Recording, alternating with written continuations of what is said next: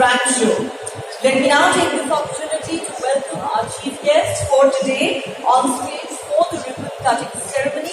Ladies and gentlemen, please give a huge round of applause to Ambassador Vincenzo De Luca, Italy's ambassador to India.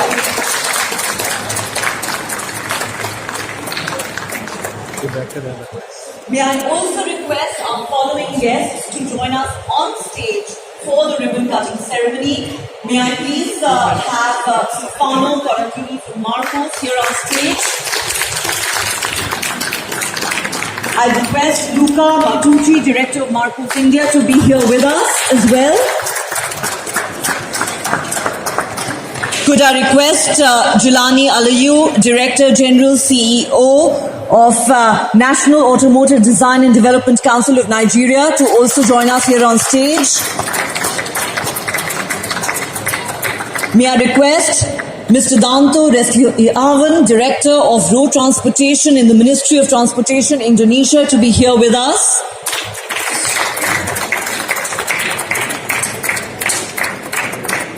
Abhijit Sinha from Ease of Doing Business. Shabir Ahmed, Chairman of Valiant Products and Services. And last but not the least, Rasim Fayaz, also from Valiant Products and Services.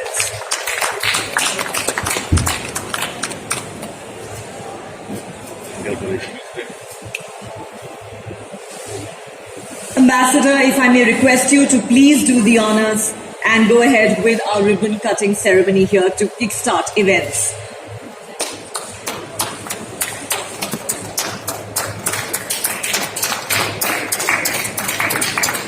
One, two, three. A big round of applause, ladies and gentlemen. Thank you so much for that, Ambassador. May I now request Mr. Shabir Ahmed to felicitate all our guests here, starting with the chief guest, the Italian ambassador to India, Mr. Shabir Ahmed.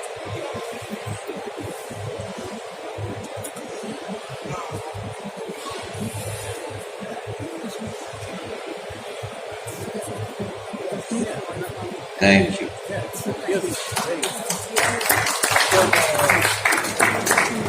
I request Mr. Ahmed to felicitate Stefano Corradini.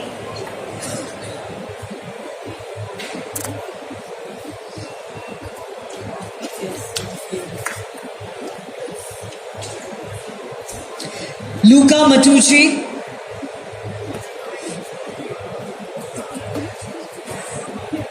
Jelani Alayu.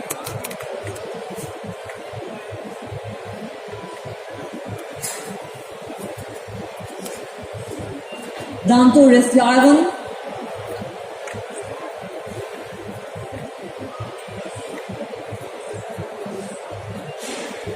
And Abhijit Sinha.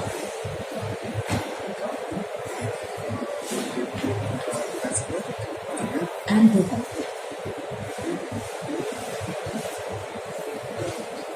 All right, let's now get on with the events. May I now request Mr. Danto Restiawan to felicitate first the Italian ambassador to India.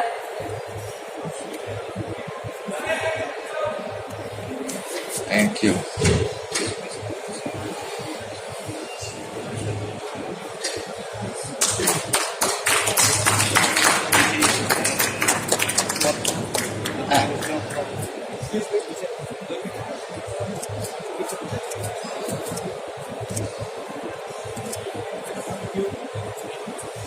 Thank you so much for that, gentlemen. Mr. Danto Restiawan would also like to felicitate Mr. Jelani Alayu.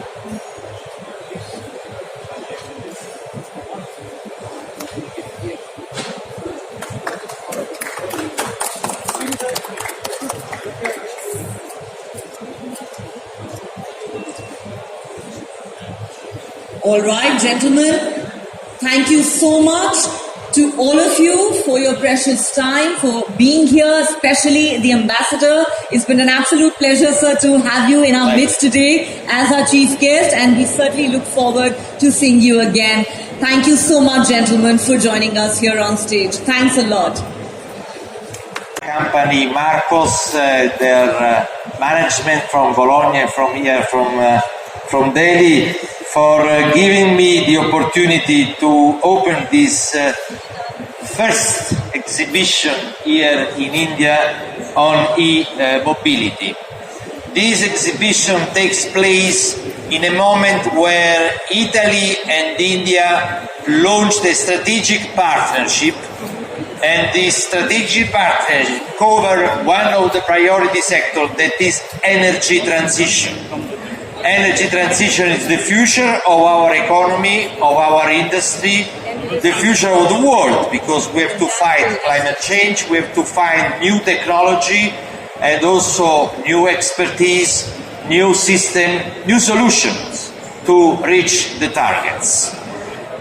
Now, last year, Italy and India signed a joint declaration, Prime Minister Modi and Italian Prime Minister, for joint projects and efforts and investment in energy transition. And certainly, e-mobility is one of the pillars, since transportation is one of the sources of CO2 emission. You know that in Europe, recently, the European Commission and European Parliament approved a new system for the reduction of CO2 that include the obligation of introducing 100% of electric vehicles by the year 2035. That means we are now moving in a transition from internal combustion engine to electric vehicles. In this transition, we need research, we need investment, we need technology, we need international partnership. We want to contribute also in India to the transition to e-mobility. I have seen the ambitious plans of the Indian government that foresee by the year 2030 to have 10 million vehicles per year of sale. And today, already in the world, there are 20 million vehicles, or electric vehicles, all over the world, and 250 million of two-wheels or three-wheels vehicles. In India, we have the advantage as Italy to have all the systems involved in this transition, from Enel in the electricity generation and distribution. They are also as Enel to launch pilot projects for public transportation, electric public transportation bus. We have Piaggio in two and three wheels that have already launched electric three wheels for the Indian market, very advanced and also elegant vehicles for the Indian market. We have Marcos, that is leading company in precision machinery system and solution, that are here to propose to the Indian partners in the Indian market advanced machinery for electric vehicles. So Italy is really a reliable partner for India. After all, India and Italy were partners since after the independence of India in the 50s and the 60s. One of the main investors at that period was Fiat and Piaggio, in the automotive and three wheels vehicles, and also after we always work with India in the growth pattern of India and the international collaboration between the two countries. So I'm so happy and honored to be here. I wish you all the best for these 3 days of exhibition. I know that there are many companies that are exhibitors here, and Marcos will be with you, and Italy will support this event, and we are able to contribute, and we want to contribute to development of e-mobility in India. Thank you so much. Thank you. Good morning, everybody.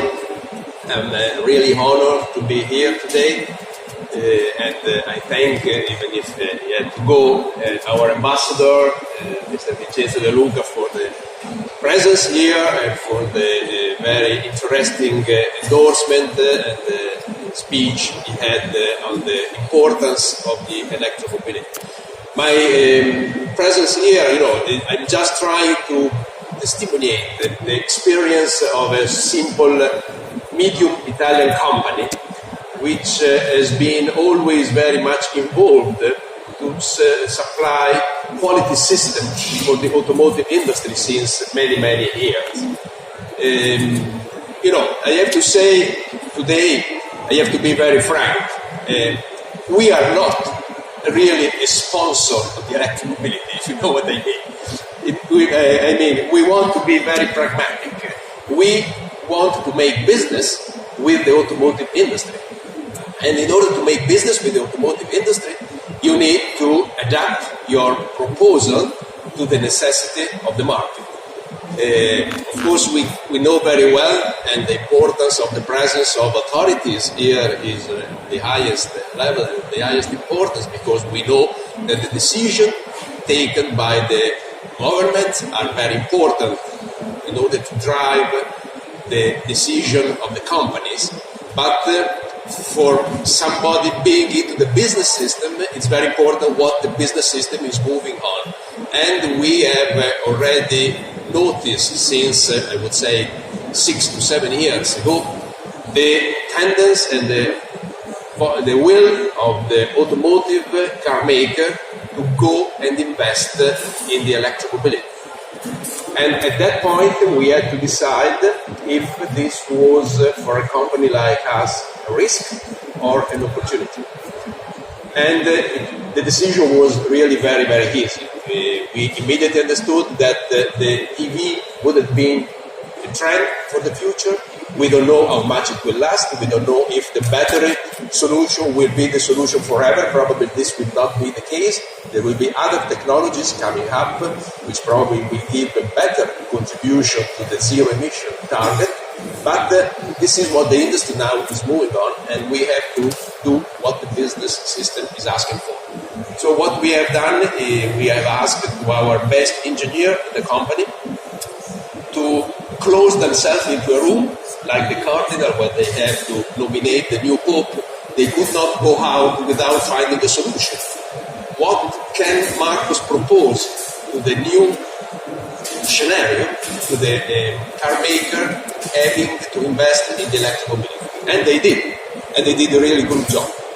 If I look back now, I have to say that our company is something completely different from the company we had 5 years ago. We have a bunch of new solutions that we can offer to the player, the electromobility trend, the electromobility scenario, and we are really proud of that. So the fact that the industry is changing, of course, I can understand it's a risk, and it is correct that everybody is concerned about this transition. But what I can suggest is try to see this as an opportunity. In Marcos, in 2022, 20% of our volume were already dedicated to solution for the electromobility. And I think that in a few years, this was really a great result for us. Of course, we are not fully satisfied with this. We want to do more, and we will do more. We are able to do more. But this is the way to go, in our opinion. Just to give you a very, very simple example. We are Italian. The ambassador was talking about the importance for the Italian system of this evolution in electromobility.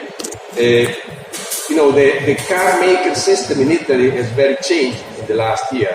Fiat was the prototype of the car maker in Italy, but now Fiat is merged with PSA into Stellantis, so we cannot consider them as an Italian car maker.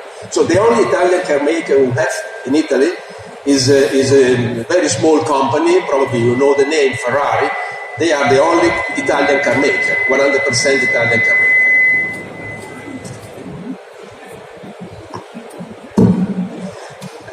I have to say, in our history, even if Ferrari is located a few kilometers away from our plant in Italy, we had never big business with them because our solutions were mainly dedicated to big production rates.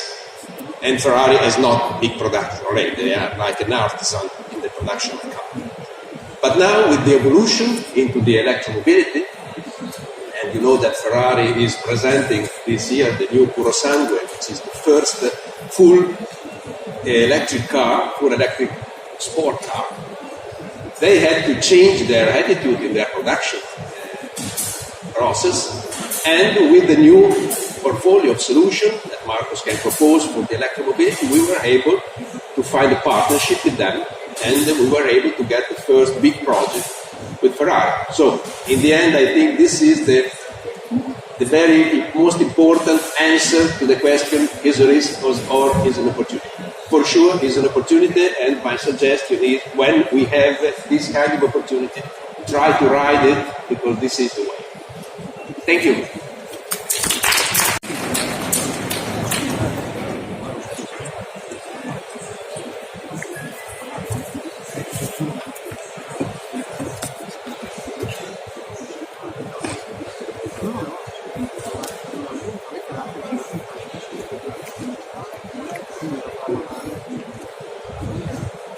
Good morning, everybody.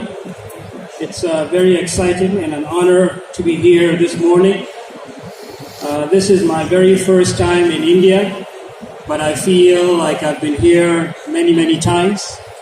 Growing up in Nigeria, I had very close friends who were from India. Jacob Koshi, Amit Day, Azam, Malik. And then also studying in the United States, I also was very close friends with quite a number of students from India, Kiran Chanar and others. India has a rich history, and it's very exciting to be here. I am the Director General of the agency in Nigeria, the National Automotive Design and Development Council, which has the mandate of developing the local automotive sector in that country. And our focus as we move forward is vehicle electrification, because Nigeria is a signatory to the 2015 Paris Accord and also has committed to net zero by 2060. A little bit of background on our agency. We're implementing what is called, next slide please. We're implementing what is called the National Automotive Industry Development Plan with 5 key pillars to promote local production. Investment promotion, skills development, industrial infrastructure, standards, and market development. In the last couple of years, we've had the following successes. Next slide. We have had investment by both Nigerian and foreign investors in the automotive industry of about $1 billion, setting up assembly plants and factories across the country. These companies have a combined production capacity of about 400,000 vehicles per annum, and we believe over 50,000 jobs have been created. On our second pillar of skills acquisition and skills development, we have trained over 30,000 youth in Nigeria in automotive-related fields. We have also established 3 homologation centers to test incoming vehicles and products. Vehicle electrification, we've been very, very aggressive. For us, is the beginning of a very exciting journey. And the big reason why we're here is we're on a fact-finding mission to understand the players and the technologies in India and that are playing in India that we can partner with to take advantage of the growing EV market in Nigeria and Africa. So as we began to promote vehicle electrification, a number of companies have become very excited to do that. So far, we had Hyundai Nigeria that has begun to assemble the Hyundai Kona EV. We also have the Jet Motor Systems in Nigeria that is assembling EV vans and also EV motorcycles. Like I said, we're here to understand who can go on this journey with us in Nigeria. Next slide.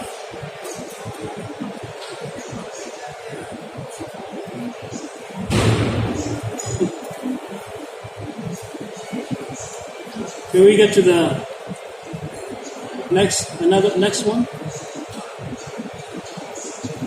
The topic of my presentation is Nigerian EV journey and how India can benefit from it, the potential benefits for Indian companies. We already have Indian entities operating in Nigeria. one of our mandates is to develop automotive industrial parks. And Mahindra of India has been commissioned to do the master plan for one of these, the very first automotive industrial park. That's the pilot, and then we hope to do 2 more. This is situated in the southeastern part of the country in a town called Innewi. So Mahindra is actively involved with this project. We also have vehicle assembly plants by Tata, motorcycles by TVS, Bajaj, DAG, and Hero, and also 3-wheelers. So there is already engagement and investment by Indian companies in Nigeria. We hope that this grows to take full advantage of the huge opportunities there. As we know, the potentials are huge in Africa and Nigeria. Nigeria, because of its geographic location, is a gateway not just to the local market, not just to West Africa, but to the African continent itself. The opportunities are a very low motorization rate across the world.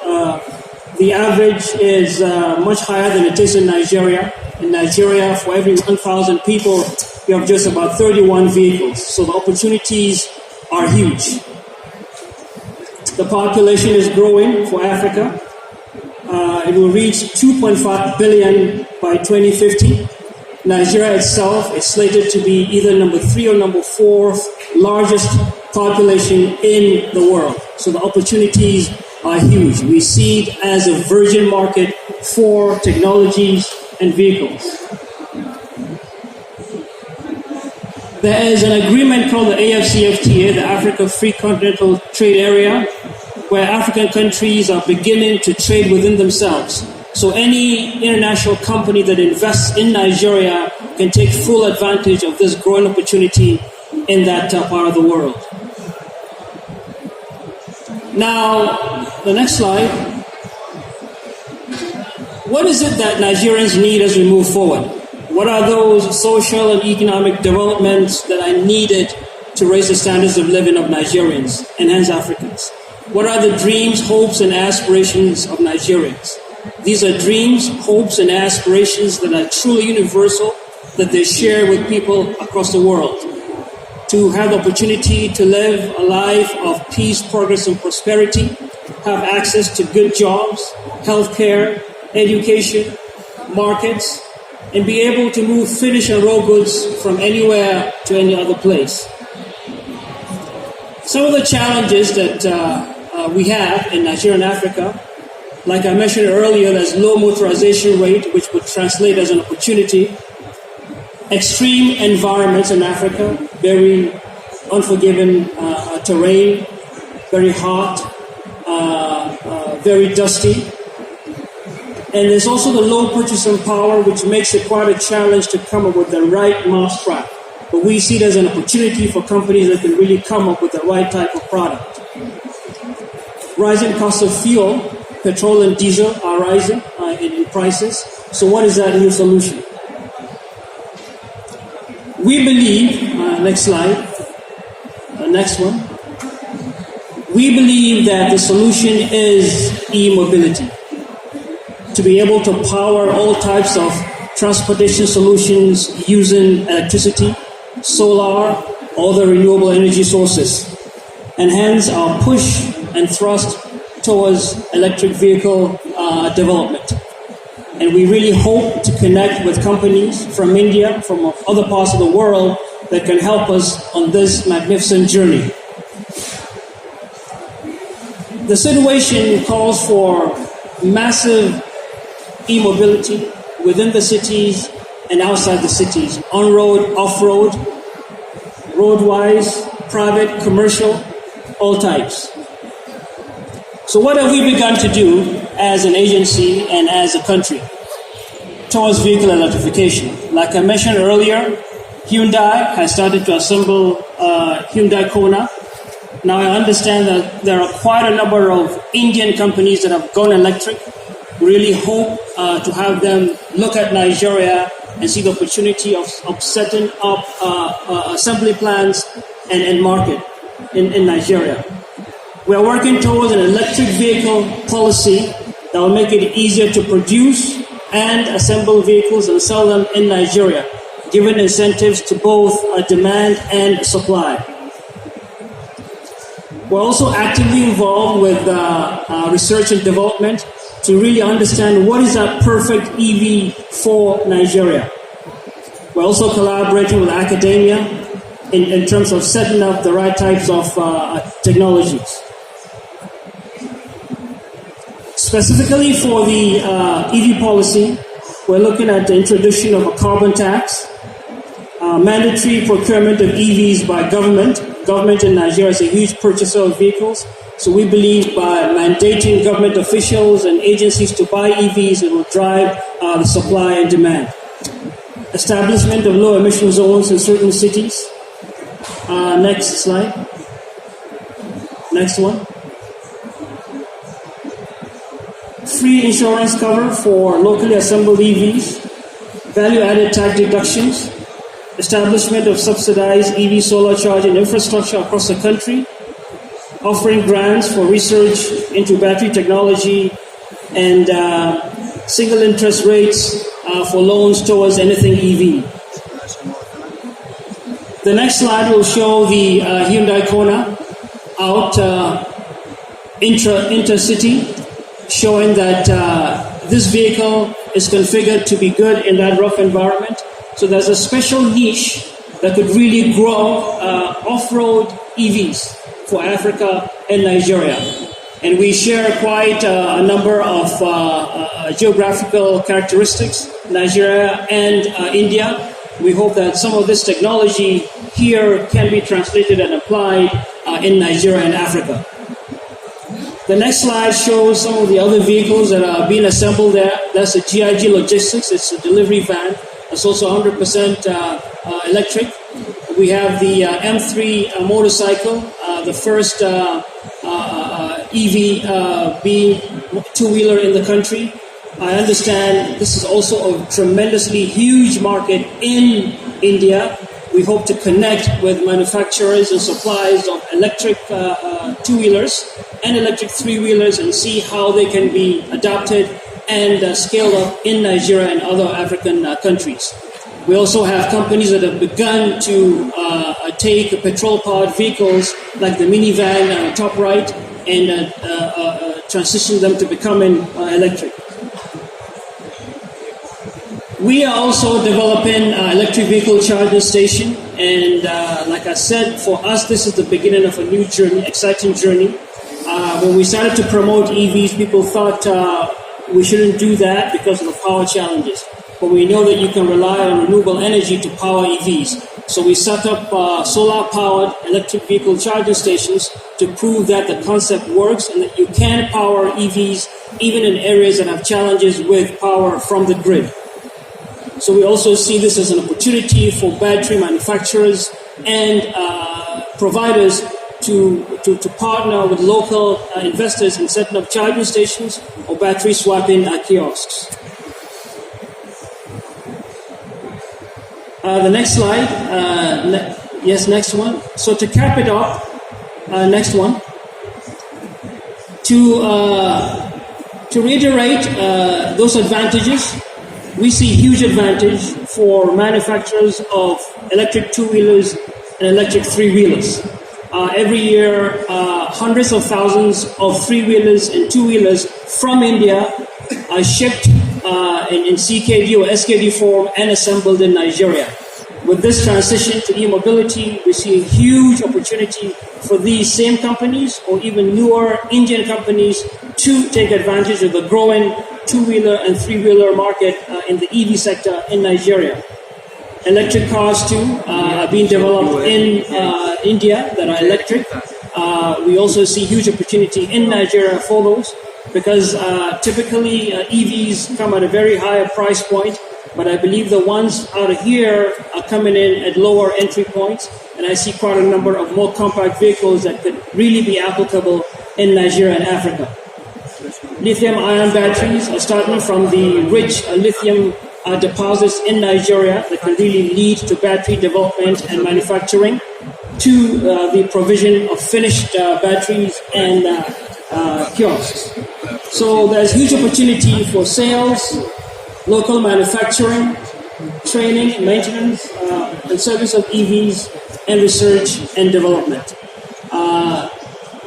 The EV journey is really very exciting, and we really do look forward to connecting with companies and individuals with the right technologies that can really help us on this journey of unlocking the huge potential on vehicle electrification in Nigeria and hence in Africa. Thank you. Twofold. One, it is believed that, correct me if I'm wrong, that there are many roads in Nigeria that are not particularly motorable and therefore considered to be incompatible with EVs. How is the government of Nigeria addressing that challenge as you make progress in the EV sector? And also, how much scope do you see for trade between India and Nigeria in the EV sector? Those are very interesting and important questions. The road infrastructure definitely needs improvement. Government is working towards that, improving the road structure. But we see it as an opportunity for developers and manufacturers of EVs to come up with the right types of vehicles that would work in these extreme conditions. It's almost like a test bed. If you can make it work in Africa, even with the rough environments, we believe it will be applicable anywhere across the world. So government is working towards creating a better road infrastructure. At the same time, those tough conditions give an opportunity or a challenge for companies around the world, especially from India, to come up with the right types of vehicles that would be good for that extreme environment and hence would be applicable anywhere in the world. Trade between Nigeria and Africa, Nigeria and India, there's huge potential. Already it is quite on the increase. Like I mentioned, quite a number of automotive companies have set up in Nigeria that are from India. So we see huge opportunity in growth. There's already that understanding and that common platform from which both nations can grow. So the opportunities are tremendous. Tremendous opportunities indeed. On that note, thank you so much for your presentation and perspective. Thank you. Thank you. The Excellencies, the Minister of Road Transport and Highways, the Government of India, the Minister of Transport, the Government of New Zealand, the Director General of the National Automotive Design and Development Council, the Government of Nigeria, the Chairman and Director of Valiant Product and Service Private Limited, the distinguished speaker and participant, and all the valued attendants for this exhibition. Enormous gratitude to God for His countless blessings, so that we all could gather in this distant event, Emobility Show 2023, here in New Delhi, India. On this happy occasion, I would like to express my deep appreciation to Valiant Product and Services Private Limited and the Indian government for holding this crucial event in order to support the global mobility of net zero emission. We do hope this particular event will have pushed forward and accelerate the achievement of the reduction of global greenhouse gas emission. Ladies and gentlemen, global warming has the adverse effect of the rise of greenhouse gases has been a concerning world problem and has brought about various disasters around the globe. The transportation sector alone has contributed to the increase of greenhouse gas emission, 37% so far. And it is still predicted to rise more if necessary action and countermeasures are not taken swiftly. India and Indonesia are among the most significant countries in this circumstance, owning more or less 447 million units of motorized vehicle these days. Hence, it is right to say that both our country play a significant role in the global effort to reduce greenhouse gas emission, one of which is through this Emobility solo. Indonesia is a country where many people use motorized vehicle for their daily transportation. By implication, oil fuel consumption has been continuously rising. The last year, 2022, with the global oil fuel price soaring around the world, the Indonesian government had to increase our subsidy amount up to whopping 502 trillion rupiah. Sustainable transportation is one of the pivotal aspects of global sustainable development goal. Thus, the transition toward electric vehicle will become an essential movement in the automotive industry. It is vital to implement the relevant international standard that has been set. In 2019, at the global level, there were already approximately 7.2 million units of electric cars and 350 million units of electric 2-3-wheel vehicle. Specific and strategy and policy in developing the ecosystem of electric vehicle is fully central because they will impact the effort to attain net zero emission timely. Ladies and gentlemen, there have been many countries that operate together in achieving net zero emission, especially in the infrastructure. I could say that the number of electric vehicles utilized in the world has been continually increasing, including those of India and Indonesia.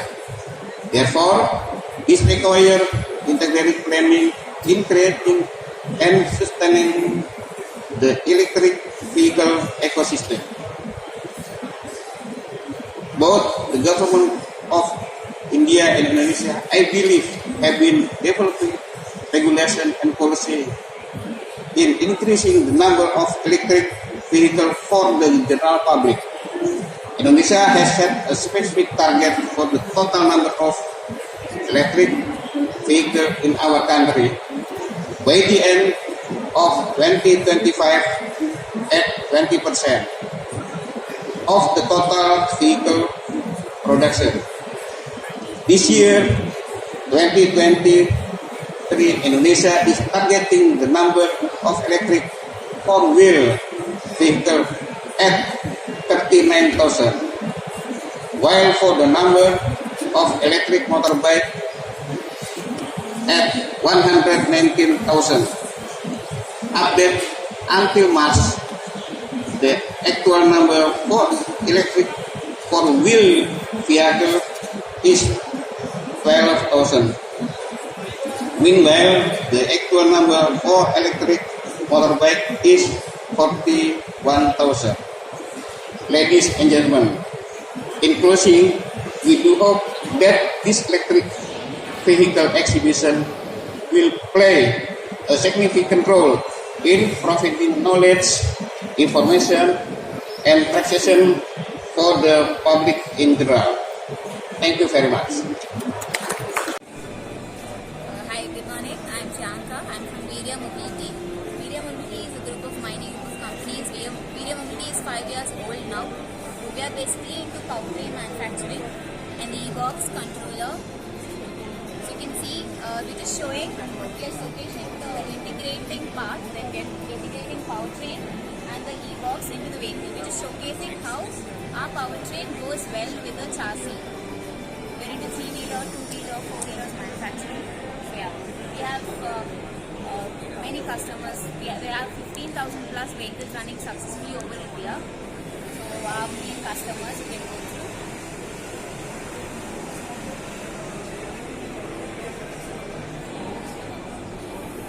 Yeah, this is what we're showcasing. It's our powertrain. We have gearbox, motor integrated already, and that's the controller, that's the gearbox. Enjoy it. Thank you. Hi, I'm Monica Fernandez from Charger Sri Lanka, and our product is EV chargers. So we have a different kind of charging stations, ranging from level 2 chargers to fast chargers, and fully scalable and with unmanned cashless solutions. This is a turnkey solution. As you can see, we have level 2 slow chargers starting from 6.6 kilowatt, and we have fast chargers which are ranging 15 kilowatt to up to 9 kilowatt and fully scalable. Thank you. Hello, I am Bhavesh Patel from Onmos Technology, Rajkot, Gujarat. We are basically making 2-wheeler, 3-wheelers and 4-wheelers, EV motors as well as EV drives. It's whole powertrain, we can say, as per customers required, right? So these are all our design. You can see.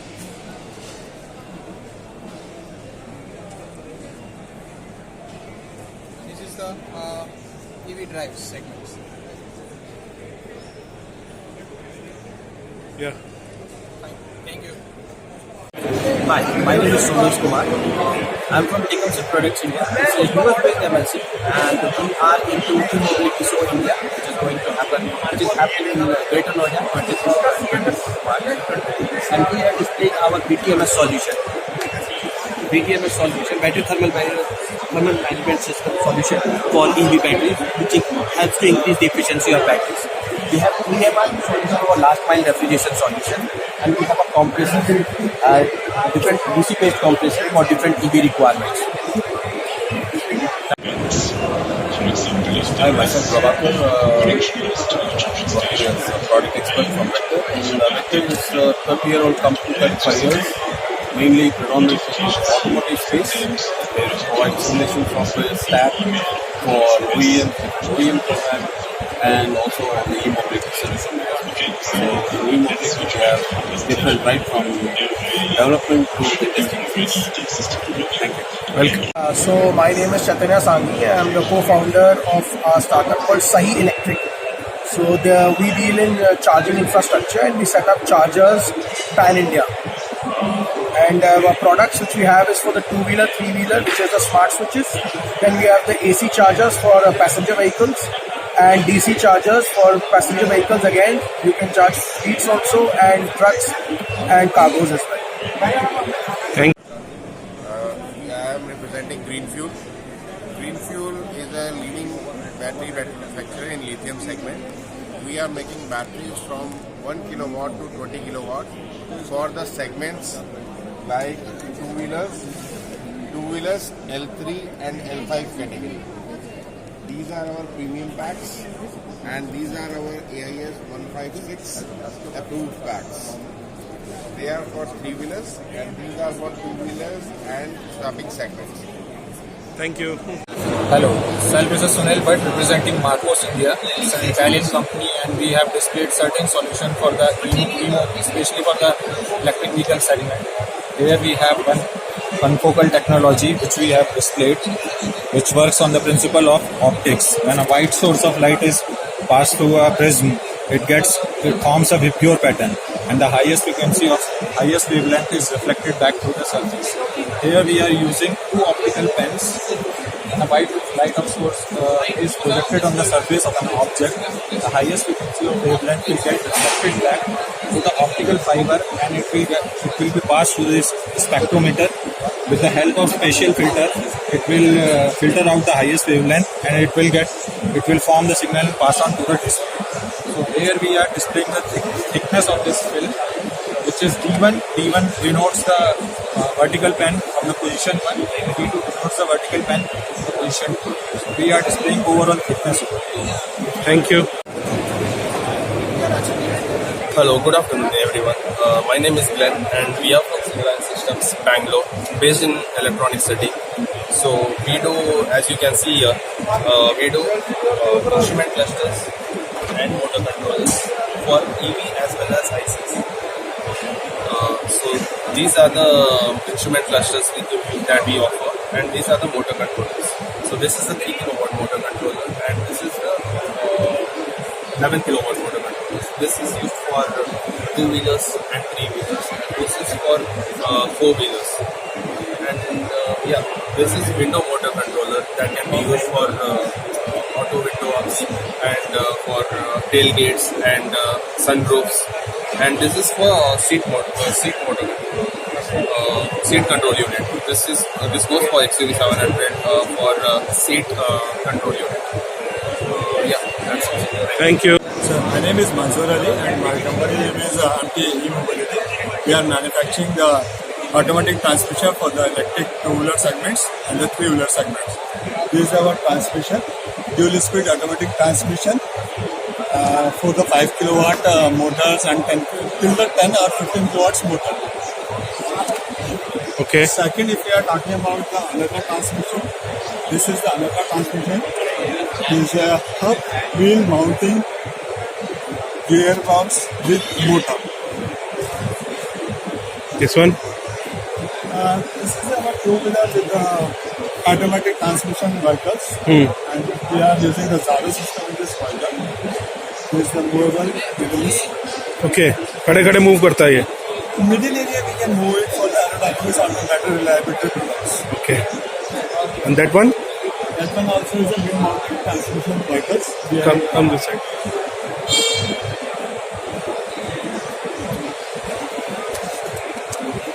Yeah. This vehicle is a mid-drive transmission motor vehicles. This is an automated dual speed transmission. This is a transmission which is fitted in this vehicle. Okay. This is also as a chain type transmission. Okay. Thank you. Hi, good afternoon. My name is Atul Kala and I am an industry manager here in Marcos India Private Limited. And we are from Marcos, providing all type of measurement solutions. Here in EV, we came with different vision for the testing of the battery cells. This is our machine. This is helium leak testing machine. Means we are inspecting battery with the help of the helium. Here what we are doing, this is the battery pack, and we have to see that there should not be any mechanical leakage here on these welding joints. So what we are doing, we are filling helium inside, and whatever the helium particles that are coming outside, we are accumulating that particles in this chamber, and after then we are showing the results here in our screen. Now I'll show you one cycle. The cycle started, the chamber come down. It is evacuating the chamber first. Once the chamber is evacuated, it fills the helium inside the part, and whatever the leak is there, the particles will come out, and with the help of this device, a spectrometer, it will able to detect that helium particles and will show you that your result is in a specified limit or not. Okay. Here you can see there is a leak, so result is this. This is the specified value and this is the leak result. Right. So here we are doing testing for safe, battery safe and for environmental. Thank you. Thank you.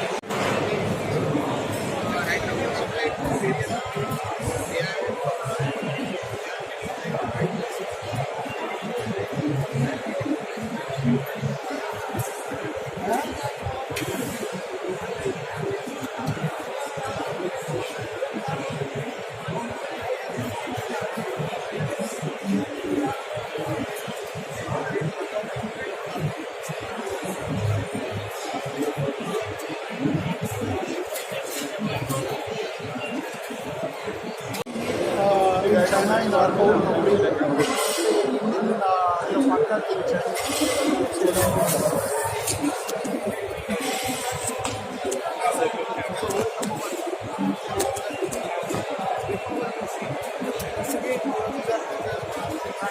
आप एक bite दीजिए, आप आ जाइए, कोई भी आ जाइए, आइए please आइए, आप आ जाओ सर, आपका नाम, कंपनी का नाम और product, just a minute. I'm just joking with you. So where are you guys from?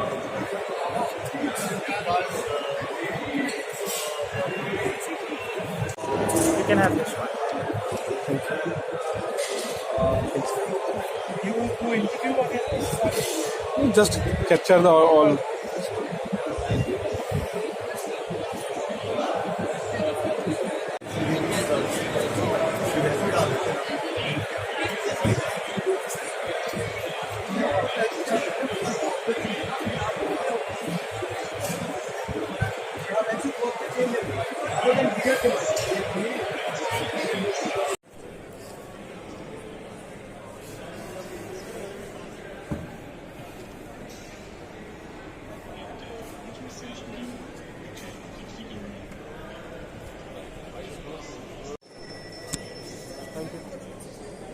Hi.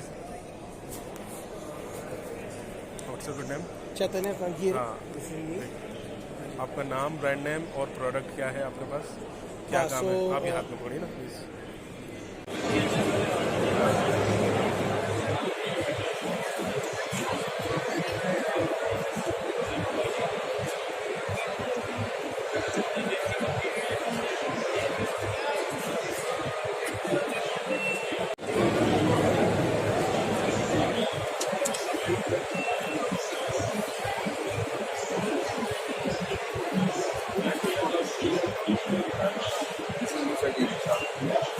This is 1 unit only for e-rickshaw.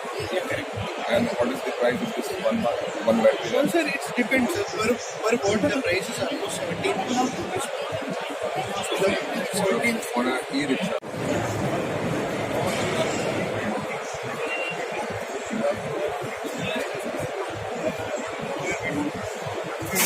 just it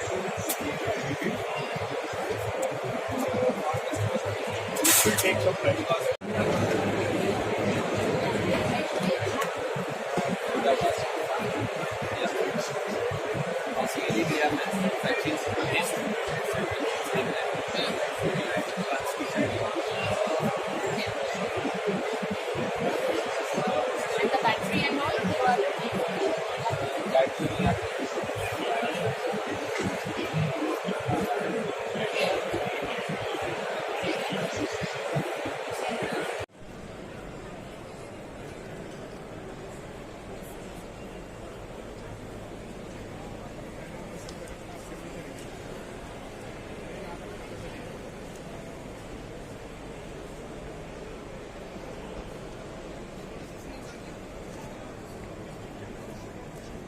Excuse me.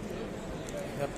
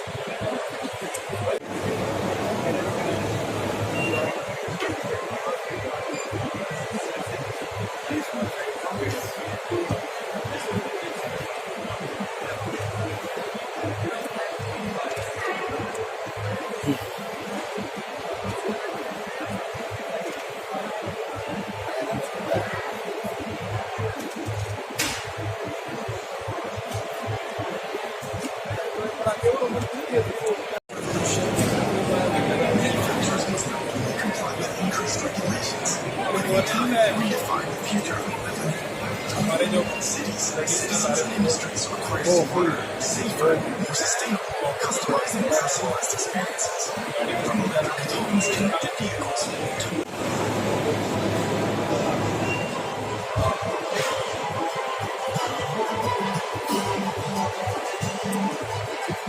Excuse me.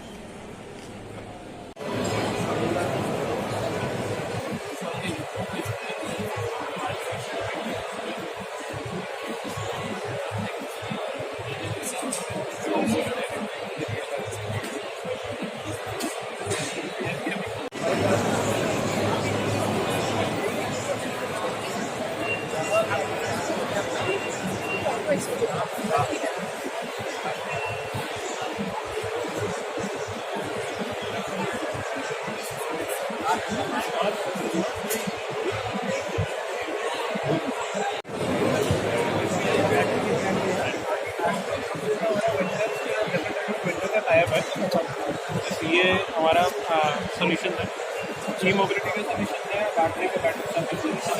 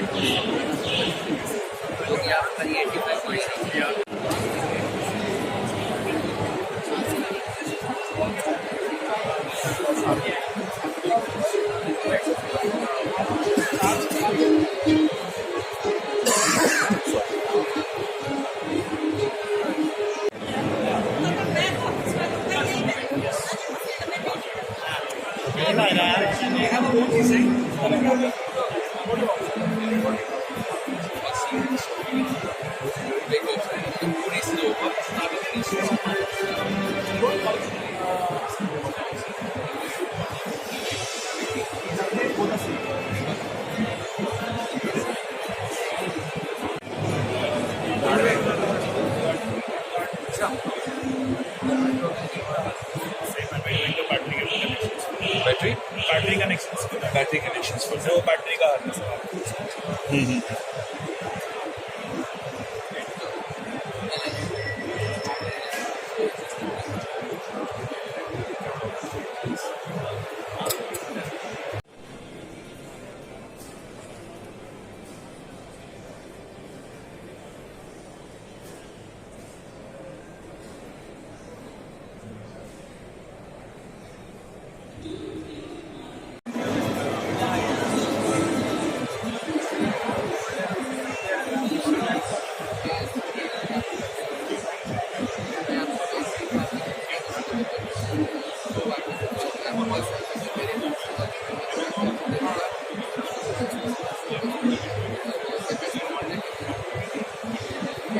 फिर उसके बाद आपको इसका solve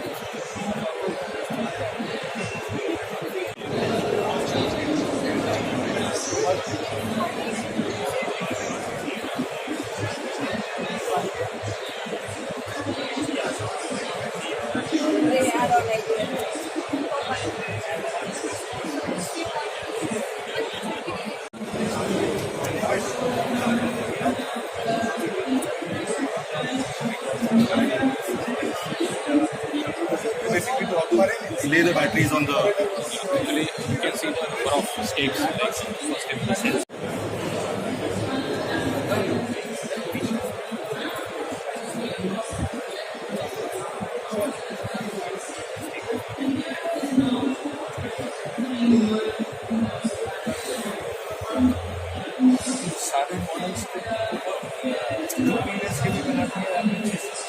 Two-wheelers.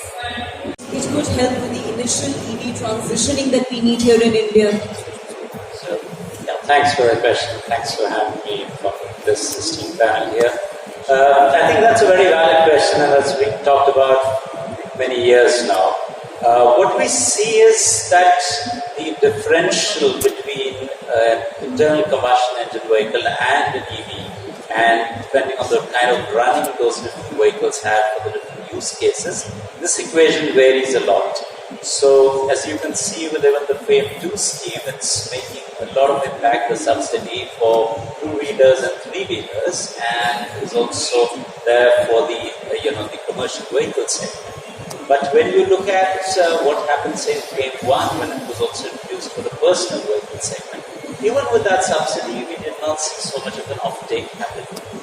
And added to that is the fact that now we have the GST reduction also, which is in place. So it also, in other words, acts like a subsidy. So yes, for the fence sitters, yes, that subsidy might help. But I think when the gap is quite high, we'll have to look for other levers in order to be able to bridge that gap. There are technological solutions, there are also business model solutions that are being talked about, like for two-wheelers, three-wheelers. Swapping is also working out quite well because you decouple the cost of the vehicle and the battery. When we talk about the car segment, we're seeing that at least that's the thinking that's coming from many of the developed markets as well. That probably we're loading in too much range into the vehicle, hence a much bigger battery, hence a much higher price. Could we think about some of those investments going into rapid charging and many more charging stations? So that's also a way to look at it, from the non-subsidy angle. So I think some of those things will also play out as we see. But subsidies, as they stand today, yes, in the two-wheeler, three-wheeler segment, in some of the commercial vehicle segment, it's making sense. But for the personal vehicle, I think the GST is there, which is creating whatever impact it can. But till we have much lower price EVs in the personal vehicle segment, maybe unless we have a very large subsidy, it's not going to make any difference. That is interesting. Subsidies, are they really the way forward, or is that really unsustainable or unviable in the long run? Komal Karir, if I could come to you next. Yes, the present government in India is doing its bit to popularize EVs. Union Minister Nitin Gadkari is quite proactive in this area. But the question that we need to ask is the government investing enough in this sector? Thank you, Neha. I hope I'm audible. So, India's policy approach to promoting electric vehicle adoption, in my opinion, as an analyst, I feel that it's been very, very well thought out. So, if you see most of the developed markets today, subsidies are the first step in sort of giving the initial push to an industry that doesn't really work well on economics. So India has adopted those frameworks, but what it's done really well is that it's tailored those policy instruments to the local market conditions. So we saw that starting with FAME subsidies that were introduced back in 2015, the government was very pertinent about only passing on those subsidies to the vehicle segments that make up the largest part of the India's auto fleet, and also those vehicles which have a faster which would have electrified faster. The economics are more beneficial and quicker for those segments, so for three-wheelers, two-wheelers, and shared mobility. That's what those were the segments that the government approached. Also, there were additional support from procurements for government fleets.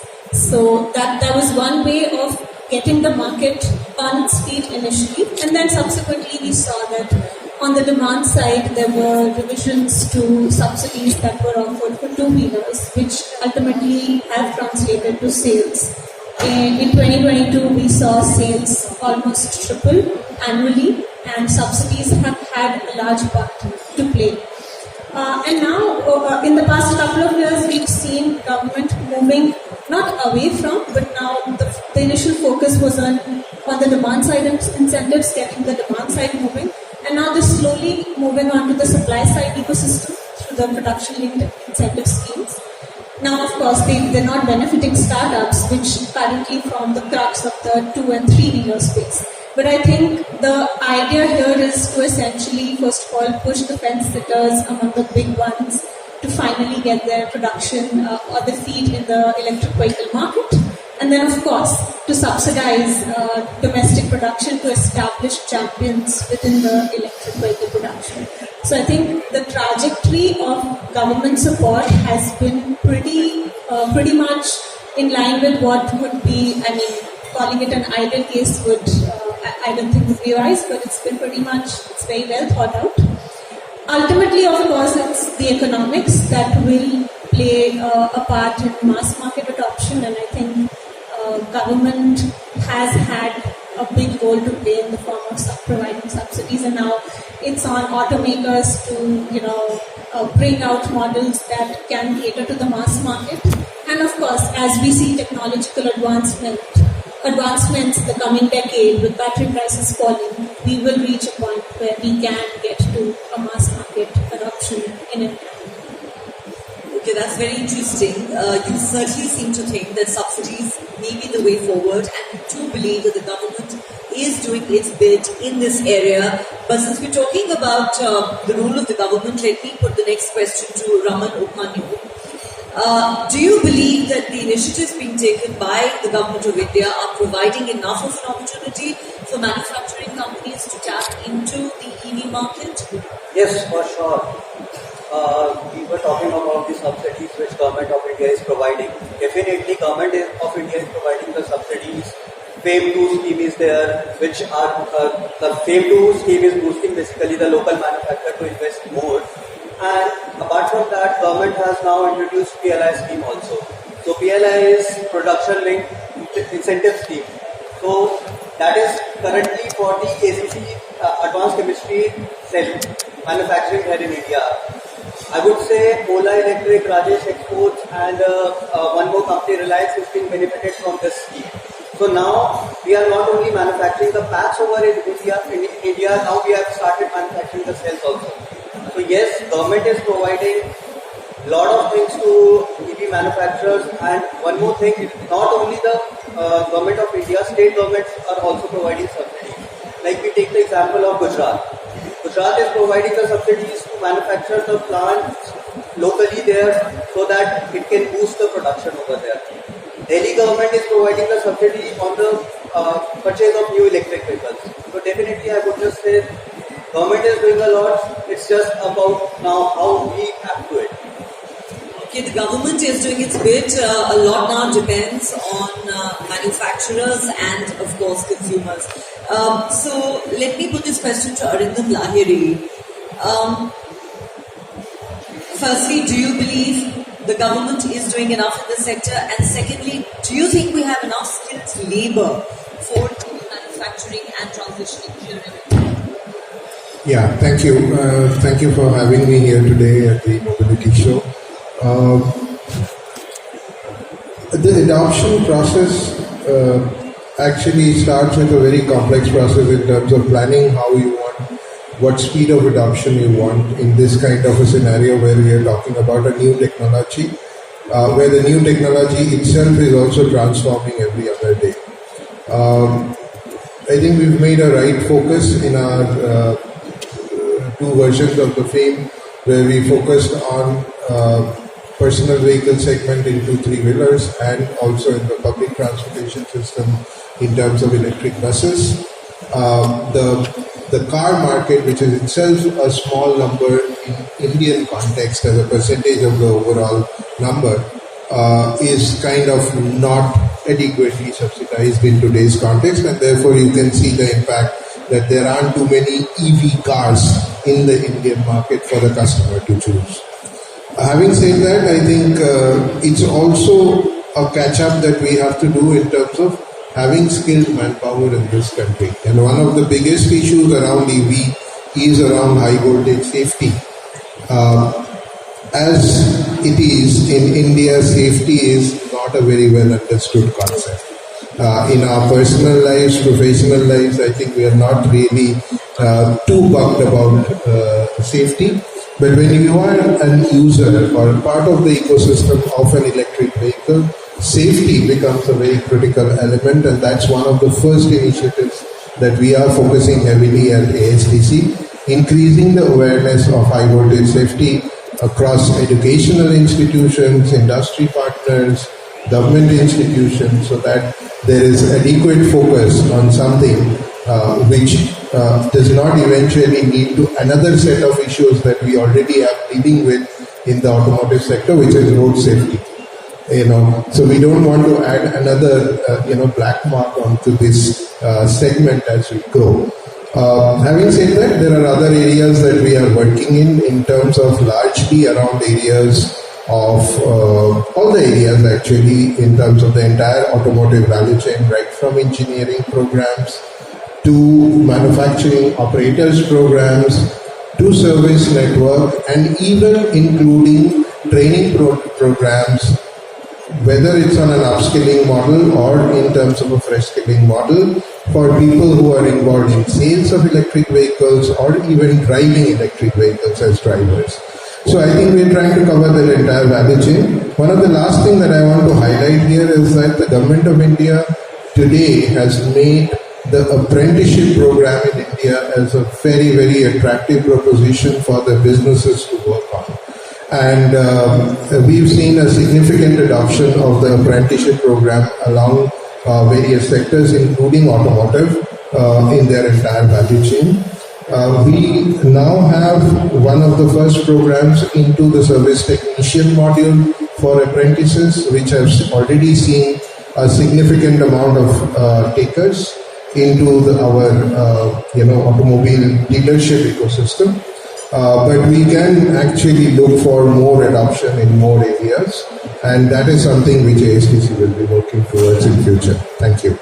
Interesting. In fact, you brought up apprenticeship. We will dwell on that in just a moment, but I'm glad you also brought up the issue of safety, which, as you said, unfortunately does not get the kind of attention it deserves in this country. And talking about, and it is, the point that you made really is a perfect cue for me to raise my next question, and I want to put it to Sumit Bharat. Fact of the matter is that the quality of roads in India, as we know, leaves a lot to be desired. Every other day, and I'm a journalist, every other day we cover stories about somebody getting injured or in some extreme cases dying in a road accident thanks to potholes and craters. Are Indian roads really ready for this EV transition that we're talking about today, or does the government need to do a lot more to first upgrade the quality of our roads to make them smoother for EVs to run and minimize damage? Or is that something that you'd actually be very concerned about given the current state of affairs of our roads?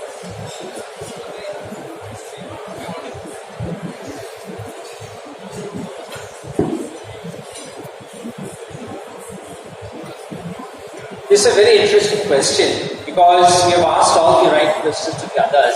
I will take it a little forward from what Mr. Nairi said. Because we are basically one of the largest bus operators in India. We run electric buses and we are funded by institutional capital. And for us, the biggest challenge is training. Road safety, training, quality of roads all go hand. One of the biggest challenges we face when we run electric buses is the bus is very quiet. Now, since the bus is very quiet, there is lack of awareness among the road users, pedestrians. So, when you walk past a road and there is a diesel bus coming, you know that the bus is coming. But electric vehicles are very quiet. Now, when you are being funded by somebody who is an institutional capital provider, ESG is very important because these are all ESG funds. Training is crucial. Now, Indian roads are improving. I live in Dwarka. I came from Dwarka to this place today morning. The road was good. Now highways are getting built. We are reaching there. At least roads are not getting, they are not getting bad. They are getting better. So that part is to an extent addressed. But the real challenge here is how do we upskill our people so that they're used to best practices, and then how do we improve the quality of travel in India? And when I was in London, we had seen an ad on one of the electric buses that they're playing a violin. That's how quiet the electric bus is. To a very large extent, how the whole plan is getting rolled out, how is the workforce getting trained, is there awareness amongst people? When I say people, I mean the bus driver, the bus user, the pedestrian, how the entire experience gets unfolded. That's very important. But with now the amount of expressways getting built, amount of highways getting built, and we engage with the government a lot to make sure that there is an electric vehicle adoption and those kind of things. So that's what I had to say on that. Okay, let's certainly hope that we are getting there in terms of the quality, because we certainly don't want to compromise on road safety, and we certainly don't want these EVs getting damaged. But Anil Syal, if I could come to you next. We've spoken about personal vehicles, we've spoken about two-wheelers, three-wheelers. What about heavy vehicles? What about, let's say, commercial trucks? Do you see EV adoption happening in that space? So as I was asking from the earlier presentation, I think, and also I refer back to the presentation which I think Mr. Manish from WADA gave. See the EV adoption today in commercial vehicles to what I think what their presentation mentioned is about less than 0.5%, 0.3%, I think somewhere about that. So amongst the entire set of vehicles which have found conversion into EV, I think commercial trucking is somehow seems to be the last of the lot that seems to have come on board. Of course, in terms of the other part of the presentation which Pramoda also gave was in terms of the carbon emissions that happen on nature of vehicles. You find that there's a substantial lot that comes out of heavy trucks. So there is definitely ample incentive to convert this into the angle I think which needs work with is how much of the gains that come to the commercial, because these are commercial vehicles. So how much of the gains in terms of the total cost of ownership or in terms of total cost of operation comes to the commercial vehicle, because these are at the end of the day commercial, hence need to justify its carriage from not only the material handling from the carriage point of view, but also from the standpoint of its commercial utilization in general, larger economic sense. So yeah, as of now it seems to be getting the short end of the stick. Clearly, I think that is an important issue.